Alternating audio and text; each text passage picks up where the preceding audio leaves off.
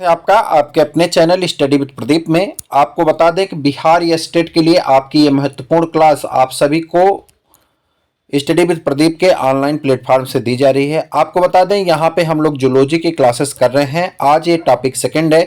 Topic first में हमने पूरे एनिमल किंगडम्स के बारे में आपसे चर्चा किया था, एक एक इंपॉर्टेंट पॉइंट्स के बारे में भी हमने आपके साथ चर्चा किया था। आज हम लोग चर्चा करेंगे संघ प्रोटोजोआ के बारे में। यदि आप चैनल पर नए हैं तो चैनल को सब्सक्राइब कर लें और व्हाट्सएप नंबर से जुड़ करके आप नोट्स प्राप्त कर सकते हैं। बात करते हैं संघ प्रोटोजोआ, नाम से ही जुड़ा हुआ है, यानी प्रिमिटिव टाइप के एनिमल होंगे, यानी प्रोटोजोआ एनिमल लाइक प्रोटिस्टा, ऐसा प्रोटिस्टा है जो कि एनिमल जैसा व्यवहार करता है, उसे हम लोग क्या कहते हैं, संघ प्रोटोजोआ कहते हैं। एक नंबर का क्वेश्चन आपके पूछा जा चुका है, इसीलिए मैंने उसकी डिफिनीशन यहाँ पे लिख दी है। यह स्टेट में ही पूछा गया, हालांकि यूपी के स्टेट में पूछा गया था, तो ऐसे प्रश्न आपके सामने आ सकते हैं। यह क्लास आपके नोट्स के माध्यम से दी जा रही है, पूरे हर टॉपिक के नोट्स के माध्यम से यह क्लास आपके सम्मुख होगी। यही नोट्स आपको भेजे भी जाएंगे, जहां पे आवश्यकता पड़ेगी मैं आपको इंग्लिश में भी बताते चलूंगा। कह रहा प्रोटोजोआ एक कोश की पूर्ण शरीर में सुकेंद्र की यानी यूकैरियोटिक कोशिका वाले प्राणी होते हैं, यानी एक कोश की होंगे, यूनिसेलुलर और यूकैरियोटिक ऑर्गेनिज्म होते हैं। सरलतम रचना और निकटतम कोट यानी बहुत सरल रचना होती है, छोटे किस्म के प्राणी होते हैं, माइक्रोस्कोपिक होते हैं। प्रथम जंतु इन्हें माना जाता है होते हैं और सुसंगठित यानी बहुकोशिकीय जंतुओं के समान सभी क्रियाएं करते हैं, यानी कि इनकी शरीर की जो क्रियाएं हैं, जो वाइटल एक्टिविटी है, जिसे हम लोग मेटाबॉलिक रिएक्शन कह सकते हैं, तो सभी क्रियाएं किसके माध्यम से होती हैं, यह सभी क्रियाएं इनमें जो हैं जैसे कि मल्टी सेलुलर ऑर्गेनिज्म होते हैं उसी प्रकार से यूनिसेलुलर ऑर्गेनिज्म में होता है, यानी डाइजेशन, रिस्पायरेशन, एक्सक्रीशन, सब मैं आपको टेबल बना करके दूंगा कि कौन किस से रिस्पायरेशन करता है, कौन किस माध्यम से डाइजेशन करता है, कौन कैसे एब्जॉर्प्शन करता है। इन सब का जो है बूस्टर डोज के माध्यम से मैं आपको प्रोवाइड कराता हूं, तो एग्जाम से पहले मैं आपको प्रोवाइड करा दूंगा। चैनल को सब्सक्राइब करेंगे तो ये सब चीजें आपको देखने को मिल जाएगी। इसीलिए ने आकोष्की का मतलब होता है, यहाँ पे नॉन सेलुलर लिखा गया, लेकिन इसका अर्थ जानते हैं, इसका नॉन सेलुलर से नहीं है, क्योंकि नॉन सेलुलर ऑर्गेनिज्म आपसे जब पूछा जाता है तो आप कहते हैं वायरस को नॉन सेलुलर कहते हैं, तो इसका अर्थ आकोष्की मतलब आ अलग है और कोशिकी अलग है, मतलब एक कोशिकी प्राणी से है। इनका अर्थ क्या है, एक कोशिकी, यानी इसका अर्थ होता है यूनिसेलुलर, यूनिसेलुलर, ठीक है। या जिस एनसीईआरटी से लिया गया है, एनसीईआरटी में अगर इंग्लिश वर्जन देखेंगे तो वहां पे इसको यूनिसेलुलर लिखा गया, लेकिन हिंदी वर्जन में आक के कोशिकी लिख दिया गया, तो इसका अर्थ ये नहीं है, इसका अर्थ क्या है, यूनिसेलुलर यानी एक कोशिकी कहते हैं। क्या कहते हैं, एक कोशिकी जंतु भी कहते हैं, ठीक है। तो इसको बल्कि एक कोशिकी कर लीजिए, ज्यादा आसान हो जाएगा समझ पाना, क्योंकि अगर नोट्स आप पढ़ते हैं तो उस समय आपके जहन में ये चीजें नहीं होंगी उस समय, तो ये एक कोशिकी प्राणी हो जाएगा। इनकी लगभग 6400 जातियां हैं, जिसमें 3200 जो हैं जीवित हैं, 3200 जातियां क्या हैं इनकी जीवित हैं, और 3200 जातियां विलुप्त हो चुकी हैं। तो ये इनके बारे में अध्ययन है।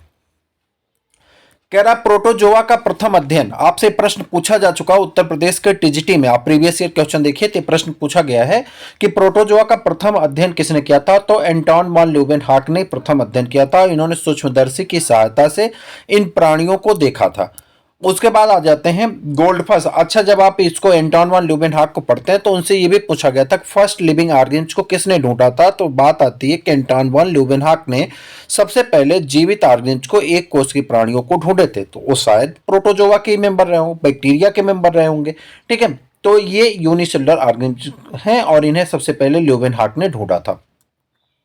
गोल्डफिश नामक एक साइंटिस्ट है, गोल्डफिश ने इस संघ को प्रोटोजोआ, गोल्डफिश ने इसे क्या कहा था, प्रोटोजोआ कहा था, और इसके अध्ययन को प्रोटोजोआ विज्ञान यानी प्रोटोजोलॉजी के नाम से जाना जाता है। प्रोटोजोआ के कुछ प्रमुख लक्षण के बारे में हम लोग चर्चा करते हैं, पॉइंट आपके सामने। कह रहा प्रोटोजोआ को जो मेंबर हैं वो जल में पाए जाते हैं, गीली मिट्टी में पाए जाते हैं, सड़ी गली कार्बनिक वस्तुओं में पाए जाते हैं, वे स्व आश्रित यानी फ्री लिविंग होते हैं या अन्य जंतुओं पर आश्रित रहते हैं। तो जब आश्रित होंगे तो किसी ना किसी नेचर से आश्रित होते हैं। जब हम आपको इकोलॉजी पढ़ाएंगे तो वहाँ इकोलॉजी वाले पोर्शन में, जूलॉजी वाले में भी इकोलॉजी का पोर्शन है, बॉटनी वाले में भी इकोलॉजी का पोर्शन है। तो जब हम इकोलॉजी पे चर्चा करेंगे, मैंने सिलेबस वाला डिस्कशन किया था उस वीडियो में, तो हमने कहा था सिलेबस डिस्कशन में कितने चैप्टर्स जो हैं आपके जूलॉजी के हैं, कितने चैप्टर आपके बॉटनी के हैं। तो कह रहा है भैया कि जो ये आपने देखा ये सहजीवी जो है ये सिम्बियाटिक, सिम्बियाटिक का मतलब होता है कि दो अलग अलग जीव एक साथ रहेंगे, दोनों एक दूसरे को बेनिफिट पहुंचाते हैं, लाभ पहुंचाते हैं, इसे हम लोग क्या कहते हैं, सिम्बियाटिक एसोसिएशन कहते हैं। मुचुलिज्म कहीं कहीं लिखा रहता है और हिंदी में इन्हें सहजीवी भी कहते हैं। तो ये किसी अन्य जीवों के साथ सिम्बियाटिक एसोसिएशन बना के रहते हैं। कॉमनसेलिज्म, कॉमनसेलिज्म का मतलब होता है दो अलग अलग जीव एक साथ रहते हैं, एक को तो लाभ होता है, दूसरे को न लाभ हो न नुकसान होता है, ऐसे प्राणियों को हम लोग सहयोगी सहयोजी अर्थात कॉमनसेलिज्म कहते हैं। या पैरासाइटिक, पैरासाइटिक का मतलब होता है दो ऑर्गेनिज्म साथ में रहेंगे, एक का लाभ होगा और दूसरे का क्या होता है, नुकसान होता है, इसे क्या कहते हैं, पैरासाइट कहते हैं। एकाकी होंगे या संघचारी होंगे, यानी या तो अकेले पाए जाते हैं या संघ में पाए जाते हैं, ऐसे प्राणियों को हम लोग क्या कहते हैं, प्रोटोजोआ के प्राणी कहते हैं।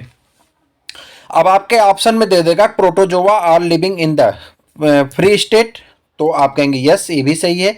सिम्बियाटिक एसोसिएशन आप कहेंगे ये भी, कॉमनसेलिज्म में भी, और आगे देखता है तीन ऑप्शन तय हो गए, फिर देगा एक से ज़्यादा सही है या इनमें से कोई नहीं।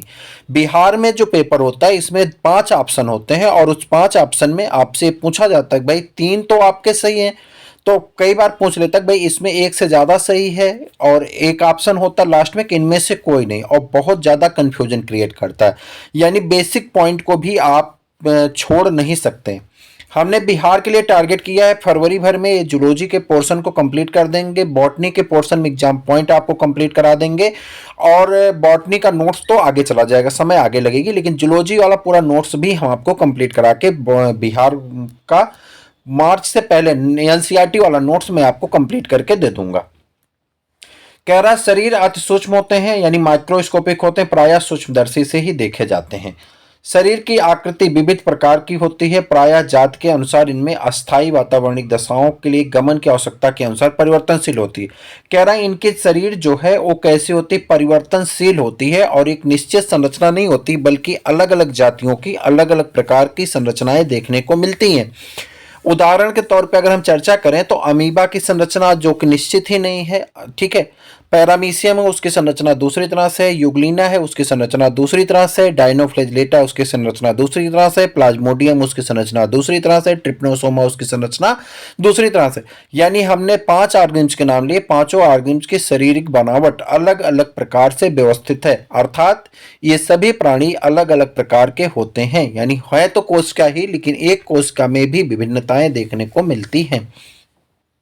इनमें वातावरणीय दशाओं के अनुसार परिवर्तन होता है और सबसे ज्यादा परिवर्तन होता है गमन की आवश्यकता के अनुसार। कुछ में सीलिया पाए जाते हैं, कुछ में फ्लैजिला पाए जाते हैं, कुछ में स्यूडोपोडिया पाए जाते हैं, और कुछ जो हैं वो मूव ही नहीं करते हैं, एक ही जगह स्थिर रहते हैं। तो ये अगर आपसे पूछा जाए कि protozoa are divided into different classes या डिफरेंट ग्रुप्स, तो आप कहेंगे कि ऑन द बेसिस ऑफ, तो आप कहेंगे locomotion, on the basis of locomotion. ये प्रश्न यूपी टीजीटी में पूछा गया, मैं प्रैक्टिस पेपर भी आपको कराऊंगा। तो लोकोमोशन के बेसिस पे प्रोटोजोआ जो हैं वो कितने भागों में बांटे गए हैं, तो आप कहेंगे भैया कुछ 4 भागों में बांटे गए। प्रश्न अभी आगे मिलेगा, ठीक है। एक सेकेंड, कहाँ आ गए भाई, हट जाओ तुम।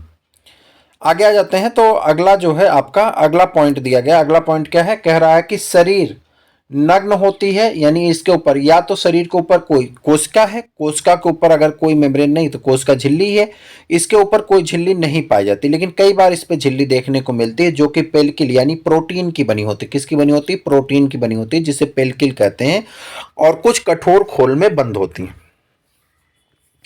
एक कोश के शरीर में जटिल यौगिक, एक कोश के शरीर में जटिल यौगिकों के अणुओं की बनी विभिन्न कार्यों के लिए विविध प्रकार की विशिष्ट रचना है, जिसे अंग न कह करके कोशिकांग कहते हैं। कह रहा कोशिका के अंदर विभिन्न प्रकार की कोशिका अंगक पाए जाते हैं जो अलग अलग कार्य के लिए निश्चित होते हैं, और कार्य विभाजन भी देखने को मिलता है। भाई माइटोकॉन्ड्रिया का काम कुछ और है, कॉन्ट्रैक्टाइल वैक्यूल का काम कुछ और है, ठीक है, अगर वहाँ पर राइबोसोम है तो उसका काम और है, लाइसोसोम है तो अलग काम है। तो कहने का अर्थ है कि जो कोशिकांग है उसमें श्रम विभाजन यानी कार्य का डिवीजन देखने को मिलता है। अतः इसलिए इस प्रोटोजोआ को क्या कहते हैं, जीवद्रव्य के स्तर का गठित कहते हैं, यानी प्रोटोप्लाज्मिक लेवल ऑफ ऑर्गेनाइजेशन कहा जाता है। जीवद्रव्य के स्तर पर गठित प्राणी कहे जाते हैं प्रोटोजोआ के जो मेंबर होते हैं। आपसे पूछा जाएगा कि protoplasmic level of organisation are present in, तो आप कहेंगे protoplasmic level of organisation is present in protozoa. किसमें पाए जाते हैं, प्रोटोजोआ में पाए जाते हैं। गमन के लिए यानी लोकोमोशन के लिए, लोकोमोशन गमन का मतलब क्या है, लोकोमोशन के लिए इसमें पादाप यानी कूटपाद, पादाप यानी कूटपाद, कूटपाद को क्या कहते हैं, स्यूडोपोडिया, कसाब या कसाबिका यानी फ्लैजिला, रोमाब या पच्छमाब यानी सीलिया, इनके शरीर में अलग अलग पाए जाते हैं। सीलिया क्या होती है, छोटे होते हैं स्ट्रक्चर में, फ्लैजिला बड़े होते हैं, और कूटपाद जो होते हैं पैर जैसे संरचना बन जाती है जैसे कि अमीबा में, तो उसे कूटपाद कहते हैं। एक, दो या कई समान केंद्रक, कुछ केंद्रक दो प्रकार के होते हैं। पोषण, इनमें पोषण यानी भोजन करने का तरीका जो होता है, पोषण जो है जंतुसम यानी जंतुओं के समान होता है, होलोजोइक, पादपसम होलोफाइटिक, मृतोपजीवी सेप्रोफाइटिक अथवा सेप्रोजोइक होते हैं, या परजीवी पैरासाइटिक प्रकार के होते हैं। कुछ में एक से अधिक पोषण विधियां जंतुसम सदस्यों में पाचन खाद्य धानियों में पाई जाती हैं। गैसीय विनिमय एवं उत्सर्जन शरीर सतह के सामान्य विसरण द्वारा होता है।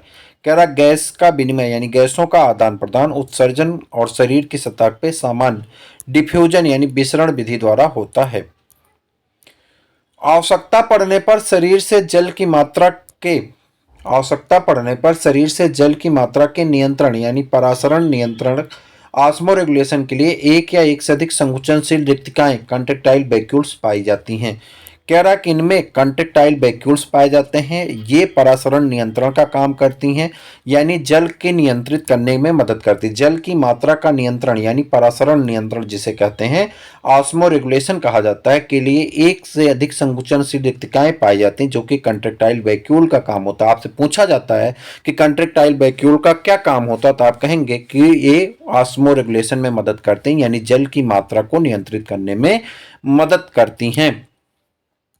वातावरणीय परिवर्तनों यानी जो वातावरण में परिवर्तन होता है, टेम्परेचर बढ़ना, टेम्परेचर घटना, कोल्ड वाटर होना, या जो है जो भी कंडीशन आती है, हीट का बढ़ना, टेम्परेचर का बढ़ना, ये सब जो घटनाएं होती हैं, इन सभी के लिए इसमें स्टिमुली पाया जाता है, यानी कारक उद्दीपक होते हैं जिसके अनुसार ये रिस्पॉन्सिबिलिटी ये दर्शाते हैं, यानी प्रतिक्रियाशीलता को भी दर्शाते हैं। अत्यधिक सरल प्रकार का होता है।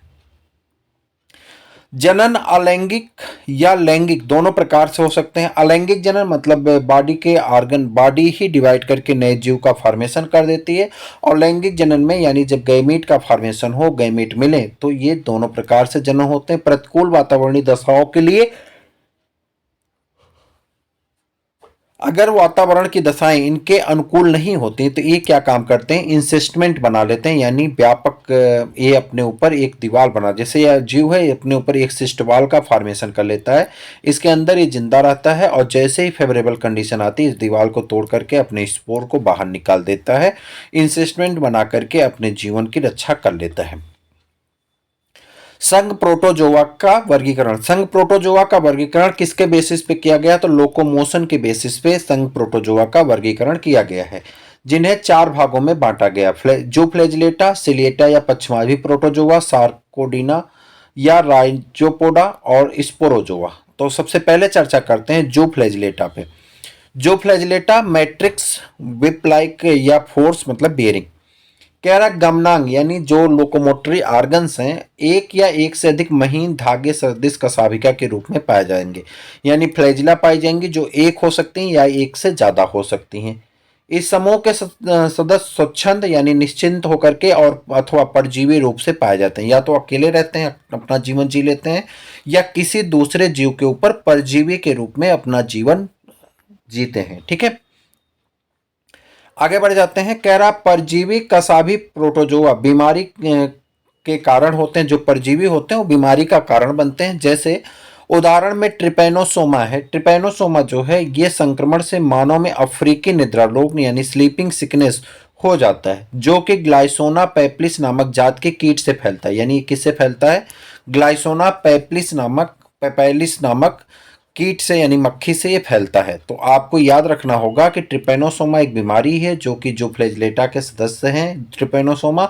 यह ट्रिपेनोसोमा बीमारी से निद्रा रोग यानी स्लीपिंग सिकनेस होता है और यह ग्लाइसोना पाइपलिस नामक जीव से कीट से ये फैलता है। ठीक, उसके बाद आ जाते हैं सिलिएटा या पश्चिमाभी प्रोटोजोआ। ऐसे प्रोटोजोआ ये जली तथा अत्यंत सक्रिय गति करने वाले जीवधारी हैं, क्योंकि इनके शरीर पर हजारों की संख्या में रोमाभ या सीलिया पाए जाते हैं। कुछ में वयस्क अवस्था में भोजन ग्रहण करने के लिए प्रचूषण यानी सकिंग टेंटिकल्स पाया जाता है। कह रहा है कि ये भोजन को ग्रहण करने के लिए सकिंग टेंटिकल्स पाया जाता है, जहां से भोजन को ये ग्रहण करते हैं। केंद्रक दो या दो से अधिक अथवा दो प्रकार का होता है। एक बड़ा गुरु केंद्रक होता है और एक या एक से अधिक लघु केंद्रक यानी माइक्रोन्यूक्लियस होते हैं। जनन युग्मनन यानी कंजुगेशन विधि द्वारा होता है। इनमें एक बड़ी गुहा होती है जो कोशिका की सतह पर बाहर की ओर खुलती है। उदाहरण पैरामीशियम और बैलेंटिडियम। सार्कोडीना या राइजोपोडा। सार्कोडीन्स मतलब फ्लेसी। गमनांग यानी पदार्थ जो होते हैं वो लोकोमोटरी ऑर्गन, इनमें क्या होगा, स्यूडोपोडिया होगा। शरीर की आकृति प्रायः परिवर्तनशील होती है। उदाहरण है इसमें अमीबा और एंटमीबा। ठीक, एंटमीबा देखिए, एंटमीबा की तीन बातें होंगी। एंटमीबा जिंजीबैलिस पायरिया के लिए, एंटमीबा हिस्टोलिटिका डायरिया के लिए,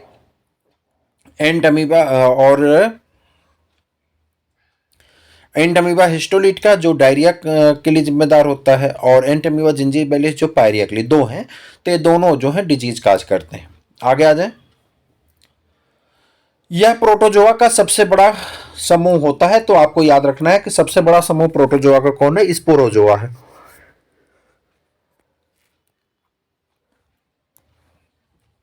ये सभी कैसे होते हैं, परजीवी होते हैं और मनुष्य में घातक रोग के लिए क्या होते हैं, जिम्मेदार होते हैं।